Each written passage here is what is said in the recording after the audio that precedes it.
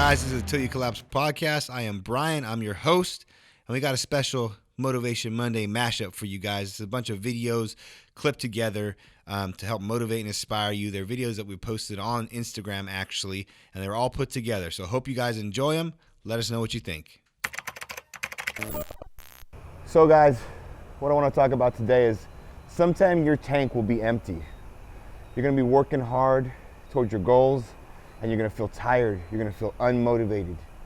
You're going to feel uninspired. And you know what? That happens to the best of us. You know, our tank's going to get empty. But the thing that you got to do is when that happens, you got to make sure you fill that tank back up. You know, surround yourself with people that motivate you. Surround yourself with people that inspire you. Read, educate yourself, better yourself. Don't ever forget why you're doing what you're doing. You know, but it's okay. If you feel like your tank's empty and you're unmotivated, that's okay. It happens to all of us, but just don't forget, when you get to that point, you can't quit.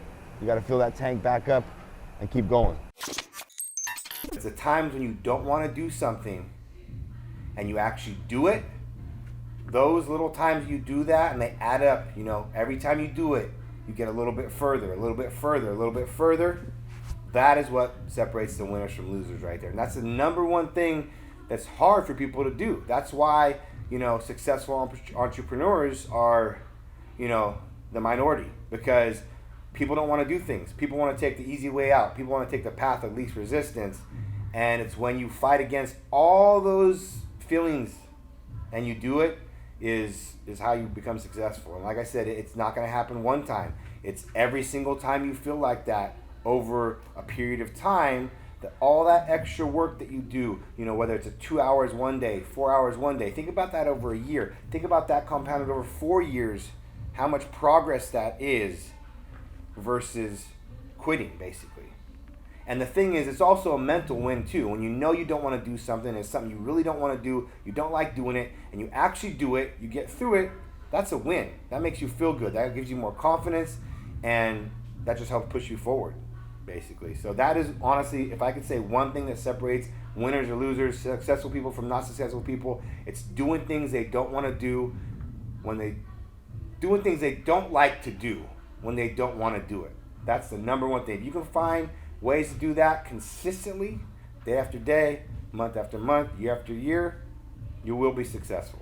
I promise you, if you get in that mindset, you will be a successful person.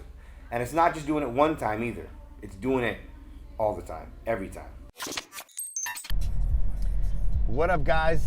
It's been a while since we've been rolling in a car talking, but we're back. And I want to actually tell you guys a story.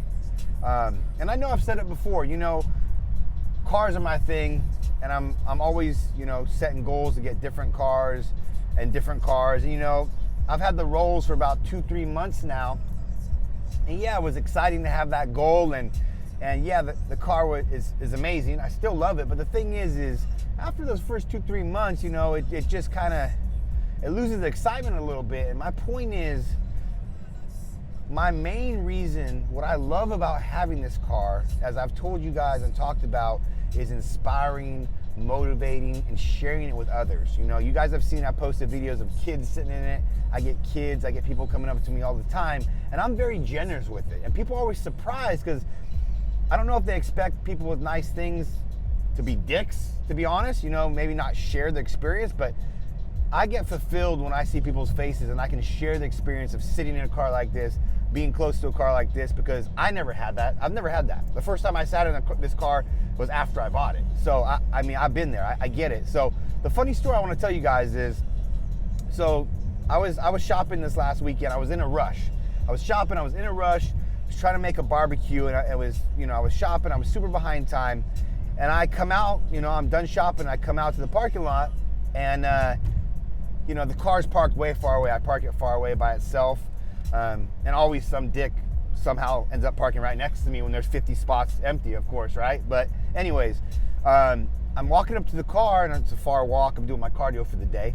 And there's these two older guys like circling around the car, looking at it, talking in it. And I'm like, oh shit, like, you know, I love to share it, but I'm in a rush too. And I know these guys are gonna have a lot of questions. So I walk up, and first of all, they're like, look at me like surprised as hell, because who the hell is this kid driving this car? You know, I get that reaction all the time. and I love it. That kind of shit motivates me. But I walk up and they start asking questions about it, and it's a father and son, and they're both older. The father's probably in his 80s, and the son's probably in his 60s. And they're asking all these questions about the car, and I'm polite. Like I said, I'm trying to accommodate them, even though I'm in a rush, put my groceries away. And I'm answering their questions, and I can tell, they're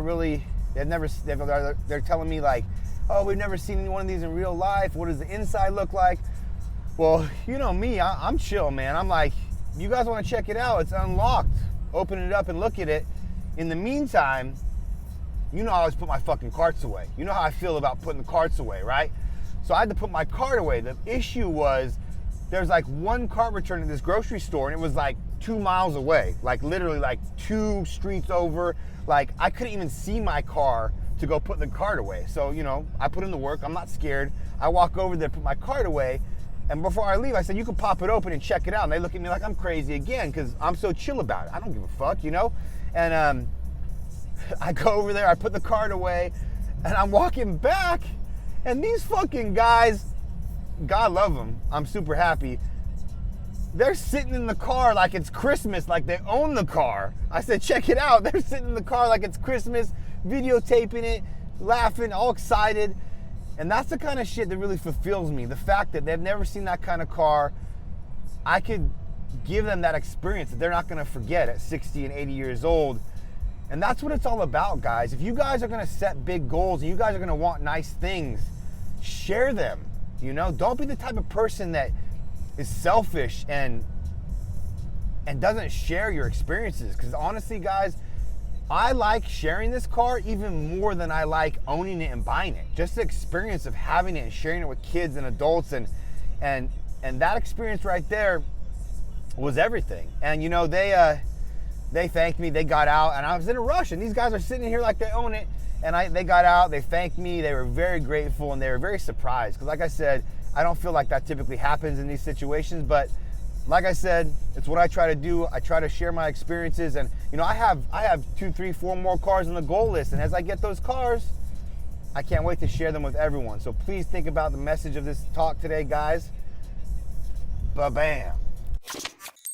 The thing is, with our companies and businesses, we want to be in control. It's our baby. We care about it the most, and it's hard for us to relinquish that control. As you scale, you're gonna have to hire employees and delegate tasks and stuff like that. But for the first 3 years, I was a one-man show, and that was my biggest issue, is letting go. I honestly could have probably scaled and grown quicker, because if you're one person trying to do too many things, it slows you down. You're working in the business on day-to-day tasks, customer service, social media, packing and shipping, all that kind of stuff, as opposed to working on the business. Big picture items that will help really take it off and grow and scale. So the thing is, when you know to do it, is, and it's all different for different types of businesses, maybe quicker, maybe longer, but when it happened to me is, you're almost so busy, you don't have any time to work on the business. When you have so much customer service, so much social media, so many orders, that you're doing all that shit, and day in and day out, that's all you're doing. Boom, boom, boom, like Groundhog Day. And you're not really doing anything to actually expand and grow and elevate the business. All you're doing is, you're kind of doing what's right in front of you, like this email here, this order here. And that's great. It's great that you even have that stuff to do, but that's not going to grow and expand it.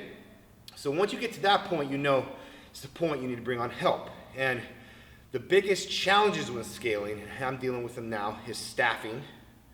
That's one of the biggest issues. Finding those people that really share your vision, share your work ethic, your culture.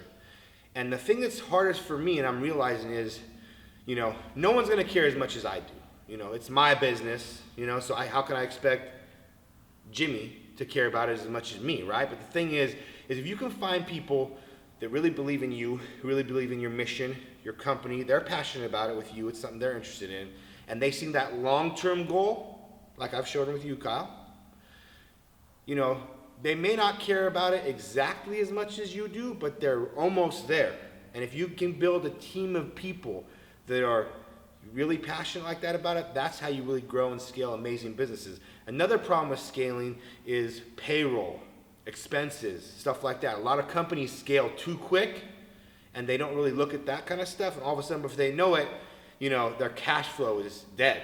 They have way more expenses coming out than they have coming in, or the same, and they go from being, profitable to almost breaking even, or even non-profitable, because they scaled their expenses even quicker than they're scaling their sales. So those are the two biggest, challenges with scaling.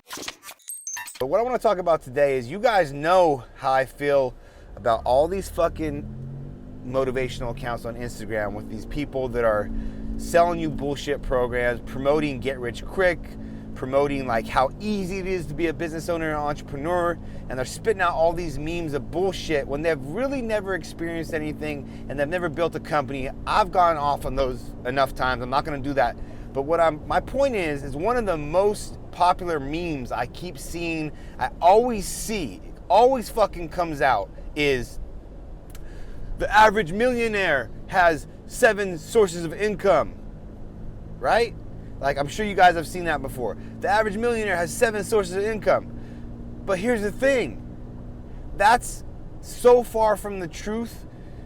There is some truth to that. But what I'm going to tell you guys is, you need to get to a certain level before you do that. So what happens is, and what I see a lot is, people see that meme, people see a lot of people talking about this, and they're just starting a company, or they're just starting a business, or they're at the beginning stages of something, and then they're like, oh shit, I need 7 streams of income to become a millionaire. And they start doing this, and they start doing that, and they start doing this, and they get their feet and they dabble in all this little shit. And their attention is all over the place. Their resources and funds are all over the place. And you know what? That actually causes them to fail. Trying to get 7 sources of income in beginning to middle stages will cause you to fail. It's not going to cause you to become a millionaire. And that's what these motherfuckers are preaching online. And I'm here to tell you, you need to have one thing. You need to have one thing that you're so passionate about, so focused on, you put so much fucking work into for years. Like me with Til You Collapse. 5, 6, 10 years. And then you start killing it with that one company, and then you get to that 7-figure or above level, and you finally have some money and some time to play with your money and make your money work for you. So yes, you want to have multiple streams of income, but you need to get to a certain level with one focus. Once you get to that level where you have an infrastructure, the company's running with good employees set in place, and you have the income where you built it up, where you have disposable income that now you're looking to invest, then you take that income and you start looking for different sources of income, and then you spread it out and you get multiple income sources and multiple investments. That's the real way to do it. But does it say that on the fucking meme? No, it doesn't. So if you guys were ever wondering, yes, to be ultimately successful in the long game, in the big game, yes, you want to have multiple investments, multiple sources of income, but not until you've been so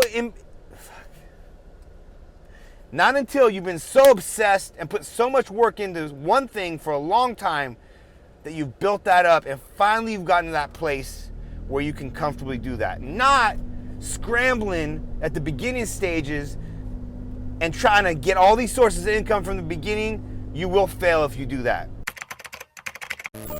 I hope you guys enjoyed those clips. Please, if you got something from them, even one little thing from one of those clips, all we do is ask you to please share the podcast, share it on your story, share it on your page, let 1 or 2 friends know.